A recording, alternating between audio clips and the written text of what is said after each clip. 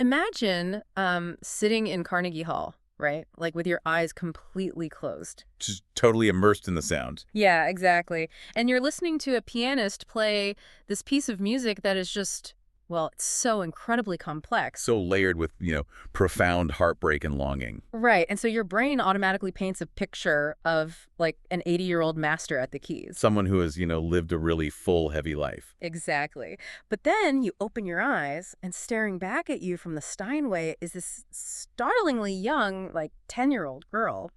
So, welcome to today's deep dive. Glad to be here. We are taking a bit of a shortcut today to understanding really the hidden architecture of true mastery. It's a fascinating topic. It totally is. And our entire journey today is driven by this amazing essay by Lev Motin. It's titled, When Young Hands Carry Great Music. Very fitting title. Yeah.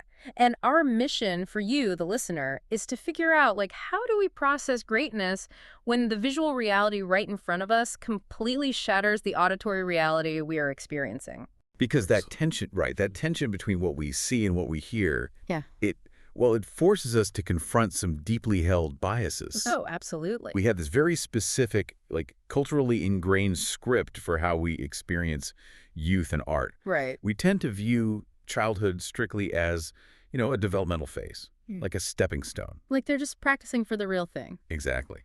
Children are these fragile vessels waiting to be filled. Yeah. And their artistic efforts are usually greeted with a kind of polite, patronizing encouragement. Yeah, we expect to be charmed. I mean, not deeply moved. Right. Okay, let's unpack this, because right before we hit record, I was actually just thinking about this. When you hear the phrase youth concert, Oh, boy. right, you immediately brace yourself for like a typical school talent show. You do. You picture the slightly oversized suits, the nervous shifting from foot to foot. The squeaky violins. Yeah, you mentally prepare to offer that polite applause for a valiant, if maybe a little squeaky effort.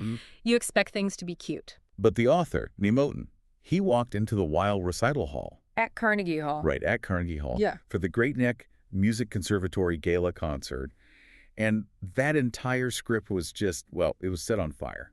Totally. I mean, the performers ranged from 6-year-old beginners to young professionals, and they were definitely not playing nursery rhymes. Not at all. The repertoire was staggering. I mean, they were handling this heavy bouquet of music spanning centuries. Yeah, like Baroque, classical, romantic. Modern film scores, contemporary pieces.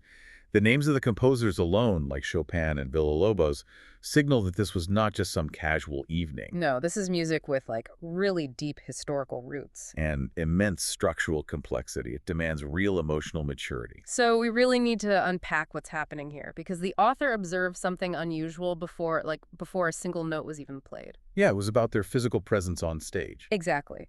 These kids walked onto a real Carnegie Hall stage facing a real expectant audience, and they didn't, shrink. They didn't apologize for being young. Right. They entered the space of this serious music as if they totally owned it. And if we connect this to the bigger picture, I mean, the concert hall is traditionally a super intimidating space. Oh, yeah. The acoustics, the silence. Right. It's designed to make you feel small in the face of great art.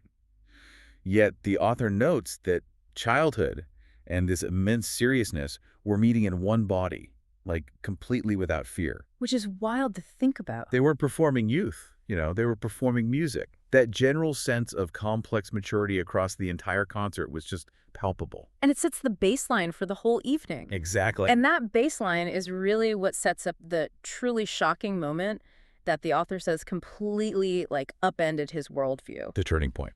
Yeah, but to really grasp it, we can't just talk about it. The author explicitly insists that the music cannot just be background noise for his essay. It is the emotional core of the entire experience. Exactly. We have to do the blindfold test. Because to feel the genuine shock of the visual disconnect, you have to, temporarily strip away the visual context. Right. You have to let the sound build the assumption first. Precisely. So wherever you are right now, if you're driving, maybe keep your eyes open. Definitely keep your eyes open if you're driving. Yeah, please. Yeah. But otherwise, close your eyes. We are going to play a few seconds of the piece that echoed through that hall. Just listen to the weight of it. Insert short original clip. Chopin's Etude, Opus 10, Number 3 in E major.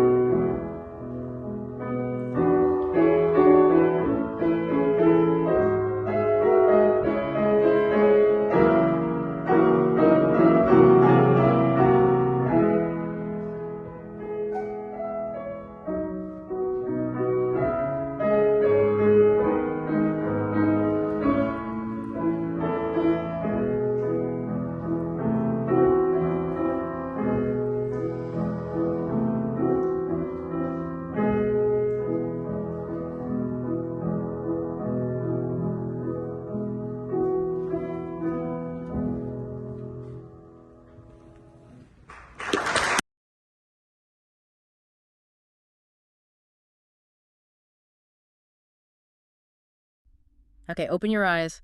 Here's where it gets really interesting. Yeah. When you sit there listening to that wildly complex Chopin piece, you imagine a lifetime of lived emotional experience, right? You do. You picture someone who has suffered, someone who has loved, someone who naturally brings out that tenderness and force without needing to, like, prove anything? But the visual reality is a young girl whose feet might barely reach the pedals. Exactly. Her hands flying over the keys with unimaginable force. And wait, hold on. I have to play the skeptic here for a second. Okay, go for it. I'm really struggling with this.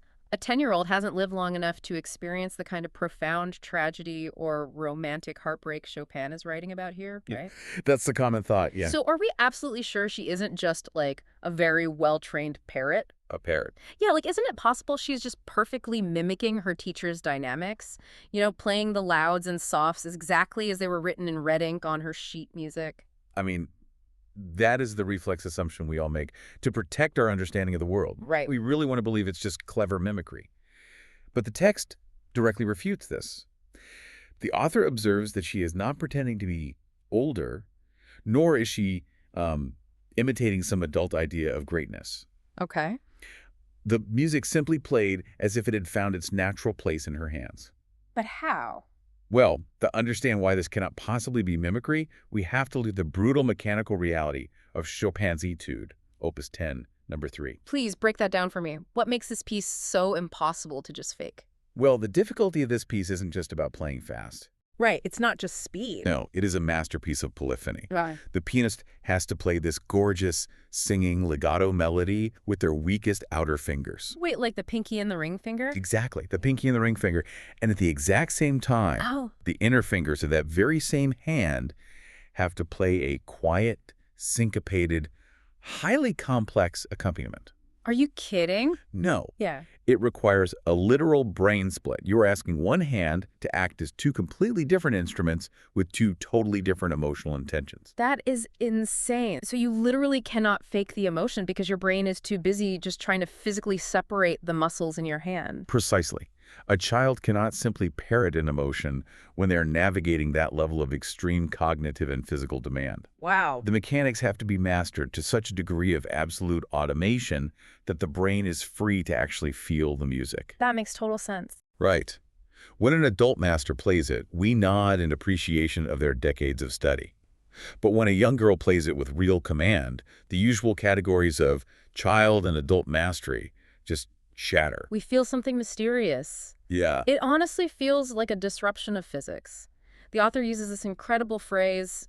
He describes it as seeing time compressed. Such a great phrase. It really is. It's like she's a time traveler who has somehow crammed 50 years of musical heartbreak and technical grinding into a 10-year-old frame. Time compressed captures it perfectly. She enters a piece of music that is decidedly not young, completely without fear. Right. But this staggering level of maturity brings us to the core mechanism of the essay. Like, how is this actually achieved? Yeah, how does she get there? It is achieved through a profound act of concealment. Concealment. Yes, the performer completely hides the monumental struggle it took to get to that stage. Ah, I see. The essay uses this really poetic concept, right? Effort Yeah. that has disappeared into the music. Ex- Because when you are sitting in the audience, you don't see the thousands of hours of agonizing corrections. You don't see the tears. You don't see the sheer frustration of trying to get your ring finger to act independently of your middle finger. Which is incredibly hard. You don't see the adult-level demands placed on those young hands. You only see the illusion of effortlessness. Right. The music flows as easily as relaxed breathing. She moves from this near-whispered softness to absolute room-shaking force. And she does it with no sheet music in front of her. None. There's no barrier between her and the sound.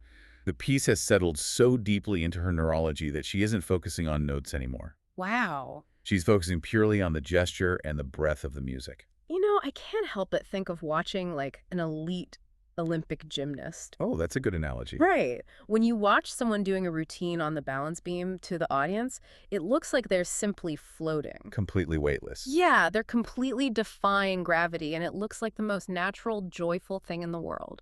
But what the cameras don't show are the thousands of falls. Exactly. The ripped calluses, the ice baths. The repetitive, bone-jarring drills day after day for years. Yes. And all of that pain and struggle just vanishes the split second the routine starts. This raises an important question, though, about how our society talks about high achievement. How do you mean? Well, we see a performance like that Chopin Étude, and we immediately throw around words like amazing, gifted, or prodigy. Oh, right. We treat it like they were just struck by magical lightning. Exactly, and we do that as a defense mechanism. Wait, a defense mechanism? Yeah. By labeling it as a magical gift, we excuse ourselves from having to reckon with the staggering amount of discipline that child actually demonstrated. Oh, wow. That is so true. The author suggests that talent is far too simple a word. It's almost dismissive. Totally. True mastery, as described in the essay, is that quiet, invisible moment when talent, intense discipline, deep memory, and pure musical feeling fuse into one single entity. Great preparation doesn't announce itself. It doesn't walk out on stage and say, please admire my struggle before I play. Right, it never asks for pity or extra credit for the hard work. The effort simply vanishes. And what is left behind for the audience is this fragile, beautiful illusion that the piece is happening organically, like right in front of us. Precisely. Complexity doesn't look like a mountain she is actively trying to climb on stage. It looks like a mountain she climbed years ago in some windowless practice room, and now she's just standing at the summit, casually enjoying the view. Just strolling through the landscape. It's mind-blowing when you think about the isolated dedication required to build that mountain. And what proves the author's point even further is that this profound, quiet discipline wasn't isolated to just one piano prodigy. No, not at all. The mastery stretched across the entire evening, across different instruments. The essay explicitly notes the presence of a guitar placed next to the classical strings. Right, the piano, violin, and viola. Yeah, and that is a visual disruption in itself at a formal classical gala. You definitely don't expect to see a guitar sitting there alongside a Steinway at a conservatory event. But the surprise wasn't just the instrument. It was the repertoire. The complex, intricate music by virtuosos that came out of it proved that this evening had, many diverse colors of mastery. The Chopin was simply the most striking example that forced the author to confront his own biases. Exactly. The entire stage was filled with young people demonstrating a level of focus that, let's be honest, most adults struggle to maintain for 5 minutes. Oh, totally. Listening to this young girl master Chopin makes me realize how rarely I actually focus on anything like that anymore. It's hard these days. It is. My phone is constantly buzzing. There's traffic outside. I have endless tabs open on my browser. A modern condition. Right. So what does this all mean for us? Why should you, the listener, care about a youth concert at a conservatory you might never even visit? It's a valid question. The author pivots brilliantly here. He connects this isolated moment of artistic triumph directly to our daily sensory diet. He points out that we live in a world where, as he puts it, loudness too often replaces listening. And this raises an important question about the environment we are building for ourselves. Definitely. Think about the modern landscape.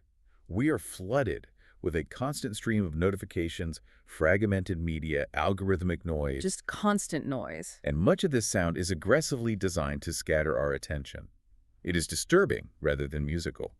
We are losing the physical and mental sanctuaries that allow for deep focus. It's just a bombardment. We aren't listening anymore. We are just surviving the noise. Precisely. So in that context, witnessing these young people give what the author calls serious and joyful attention to complex art becomes incredibly profound. Yeah. They aren't just treating the music as a homework assignment to be completed, Right. They aren't mechanically surviving the recital just to get a participation trophy. No, they are completely, physically and mentally surrendering to the complexity of the art. It's an antidote. Like when you feel overwhelmed by the sheer volume of modern life, seeing a young person exhibit that kind of pure, joyful concentration is a massive breath of fresh air. It really is. It is concrete proof that deep, quiet focus is still possible. It's quietly reassuring to witness. It reminds us of the raw capacity of the human mind. Even a very young mind, when given the right structure and discipline, can filter out the chaotic noise of the world and hold space for profound complexity and beauty.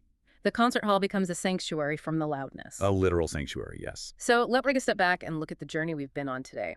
We started with the incredibly common, almost patronizing expectation of a standard youth recital. Getting our polite applause ready for a cute developmental effort. Exactly.